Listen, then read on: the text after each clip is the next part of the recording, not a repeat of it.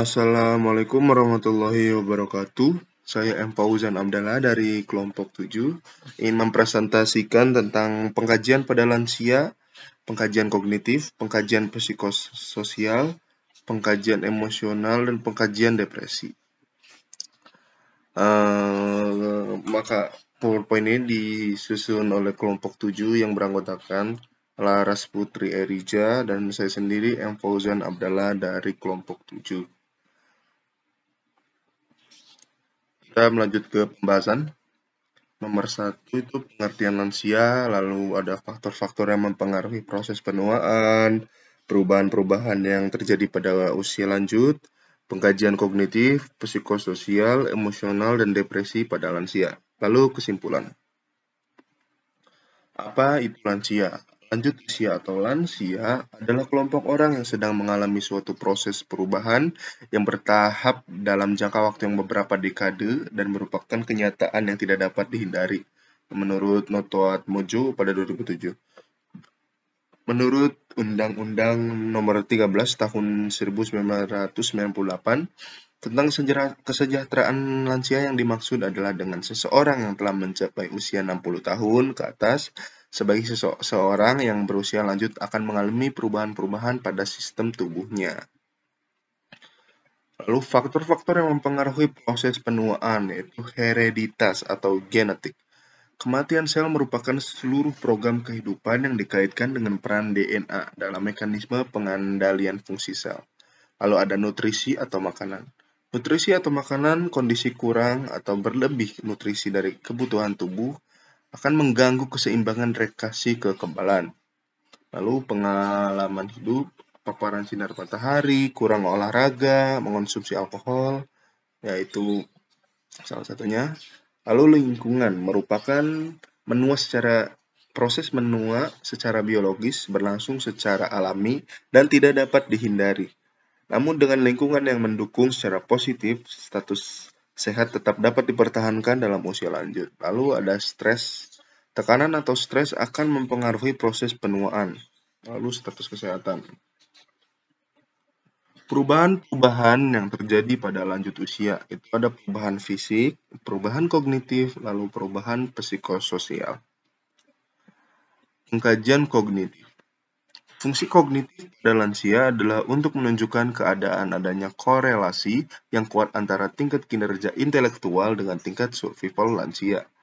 Pengkajian status kognitif atau afektif pada lansia adalah pengkajian pada tingkat kesadaran, perhatian, keterampilan berbahasa, ingatan interpretasi bahasa, keterampilan menghitung dan menulis, dan kemampuan konstruksional, yaitu meliputi Short Portable Mental Status Questionnaire, yaitu SPMSQ, untuk mendeteksi adanya tingkat kerusakan intelektual. MMSE, Mini Mental Statement Exam, State Exam, menguji aspek kognitif dari fungsi mental, orientasi, registrasi, perhatian, dan kalkulasi, mengingat kembali, dan bahasa.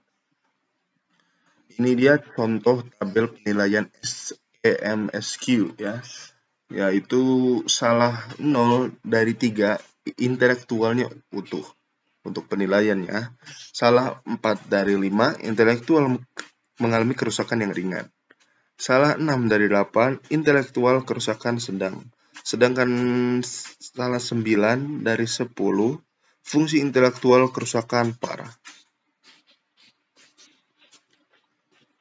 Pengkajian psikososial pada lansia.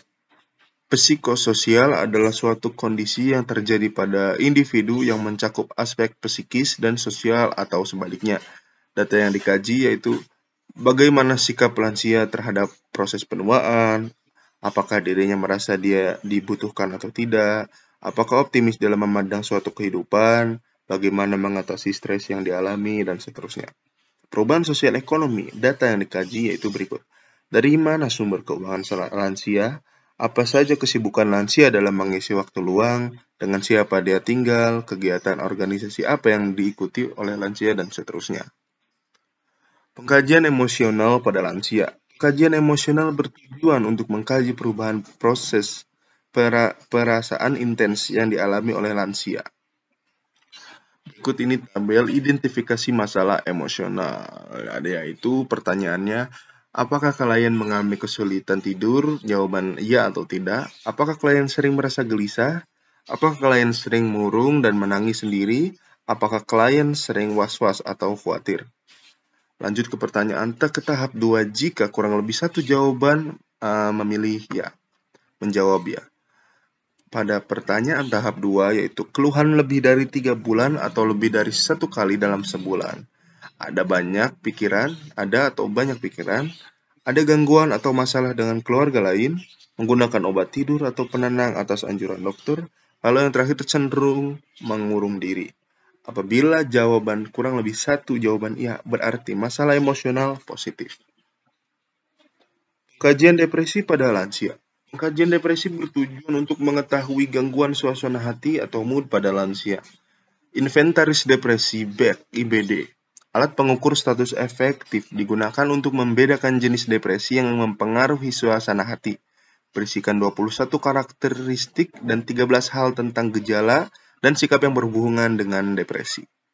Skala depresi Greatrig-Savage (GDS), instrumen yang disusun secara khusus untuk memeriksa depresi. Terdiri atas 30 pertanyaan dengan jawaban ya atau tidak. Beberapa nomor jawaban ya dicetak tebal dan beberapa nomor yang lain jawabannya tidak dicetak tebal. Skor 0 dari 10 berkategori not depressed, skor 11 dari 20 mild depression, skor 21 dari 30 severe depression. Oke, kita lanjut ke kesimpulan ya. Kesimpulannya, lansia atau lanjut usia adalah seseorang dengan usia 60 ke atas yang terkadang menimbulkan masalah sosial, tetapi bukanlah suatu penyakit ya, melainkan suatu proses natural tubuh meliputi terjadinya perubahan deoksiribonucleic acid (DNA), ketidaknormalan kromosom dan penurunan fungsi organ tubuh. Lalu pengkajian kognitif meliputi SPMSQ untuk mendeteksi adanya tingkat kerusakan intelektual, lalu MMSE untuk menguji aspek kognitif dari fungsi mental, orientasi, registrasi, perhatian, dan kalkulasi. Kalkulasi mengingat kembali dan bahasa. Pengkajian psikososial meliputi perubahan yang mencakup aspek psikis dan sosial atau sebaliknya, serta APGAR, yaitu keluarga, adoption, partnership, growth, affection, and resolve.